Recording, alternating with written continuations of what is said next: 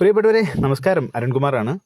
ഞങ്ങളുടെ നാട്ടിലെ പ്രധാനപ്പെട്ട ക്ഷേത്രങ്ങളുടെ വിശേഷങ്ങൾ നിങ്ങളിലേക്ക് എത്തിക്കുന്നതിന് വേണ്ടി ഞാനൊരു ശ്രമം നടത്തുകയാണ്. ആദ്യമായിട്ട് ഞാൻ എത്തിയിട്ടുള്ളത് തിരുവനന്തപുരം ജില്ലയിലെ നെടുമങ്ങാട് താലൂക്കിൽ പനൂർ പഞ്ചായത്തിൽ ആറ്റുംപുറത്ത് സ്ഥിതി ചെയ്യുന്ന ആറ്റുംപുറം ദേവി ക്ഷേത്ര സന്നിധിയിലേക്കാണ്. അവിടുത്തെ വിശേഷങ്ങൾ നമുക്കൊന്ന് കണ്ടുവരാം. എല്ലാവരുടെയും പ്രാർത്ഥനകളും പിന്തുണയും പ്രതീക്ഷിച്ചുകൊണ്ട് മുന്നോട്ട് പോവുകയാണ്.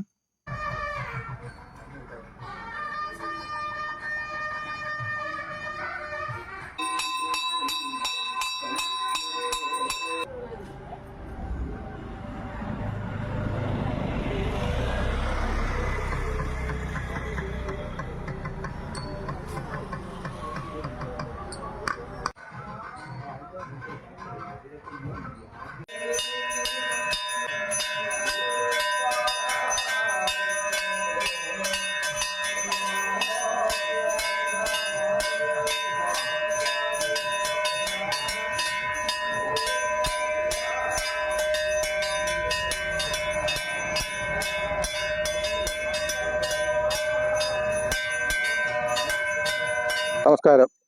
ഞാൻ തുളസീധരൻ നായർ, ആറ്റുംപുറം ശ്രീ ദുർഗാദേവി ക്ഷേത്ര സെക്രട്ടറിയാണ്.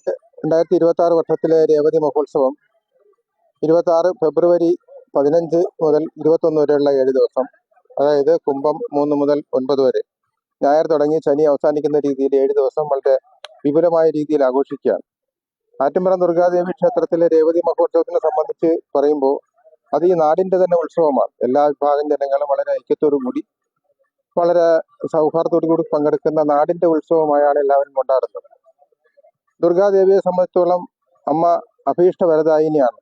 മനസ്സുരുക്കി പ്രാർത്ഥിക്കുന്നവർക്കെല്ലാം തന്നെ ദേവിയുടെ എല്ലാവിധമായിട്ടുള്ള അനുഗ്രഹങ്ങളും കിട്ടുന്നുണ്ട്. അതനുസരിച്ച് ഭക്തജനങ്ങൾ ദൂരസ്ഥലങ്ങളിൽ നിന്ന് പോലും അമ്പലത്തിൽ വന്നുപോയി കാര്യം സാധിച്ചു പോകുന്നുണ്ട്.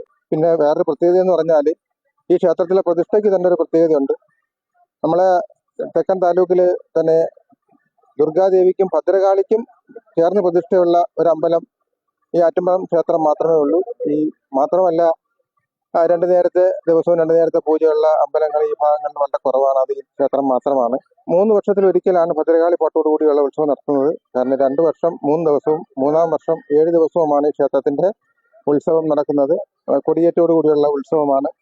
ക്ഷേത്രത്തിന്റെ തന്ത്രി കൊളപ്പട ഈശ്വരൻ പോറ്റിയാണ്, ബ്രഹ്മശ്രീ ഈശ്വരൻ പോറ്റിയാണ്. പിന്നെ ക്ഷേത്രത്തിൽ ഇപ്പോൾ മേൽശാന്തിയായിട്ടുള്ളത് കൊടുങ്ങല്ലൂർ മങ്ങാട്ടില്ലം ബിനീഷ് വിനായക പോറ്റിയാണ്. വളരെ കാര്യമായ രീതിയിൽ പോറ്റി ക്ഷേത്രത്തിന്റെ പ്രവർത്തനങ്ങൾ മുമ്പോട്ട് കൊണ്ടുപോകുന്നുണ്ട്. ഈ ഇവിടുത്തെ ഉത്സവത്തിന് ഇപ്രാവശ്യം വളരെ വിപുലമായ രീതിയിലുള്ള കലാപരിപാടികളും ക്ഷേത്ര പൂജകളുമാണ്. ഇവിടുത്തെ പുഷ്പാലങ്കാരം, പുഷ്പാഭിഷേകങ്ങൾ, മറ്റു ഉദയാസ്തമന പൂജ തുടങ്ങിയുള്ള പൂജകളൊക്കെ വളരെ പ്രാധാന്യമുള്ളതാണ്. കൂടാതെ തന്നെ എല്ലാ മാസവും ഇവിടെ ഉത്സവം അല്ലാത്ത സമയങ്ങളിൽ മാസത്തിൽ ആയില്യ പൂജ വളരെ പ്രധാനമാണ്. തുടർച്ചയായി ആയില്യ പൂജയിൽ പങ്കെടുത്ത് ആയില്യ പൊങ്കാലയൊക്കെ ഇട്ട് വരുന്നവർക്ക് സന്താന ലാഭം, അങ്ങനെയൊക്കെയുള്ള ഒരുപാട് കാര്യങ്ങൾ നേടിയിട്ടുണ്ട്. ഇത് വിവാഹം നടക്കാത്തവർക്കുള്ള വിവാഹ തടസ്സങ്ങൾ മാറ്റി ഉള്ള കാര്യങ്ങളും ഒക്കെ ദേവിയുടെ സാമീപ്യത്തിൽ വളരെയധികം ഉണ്ടാവാറുണ്ട്.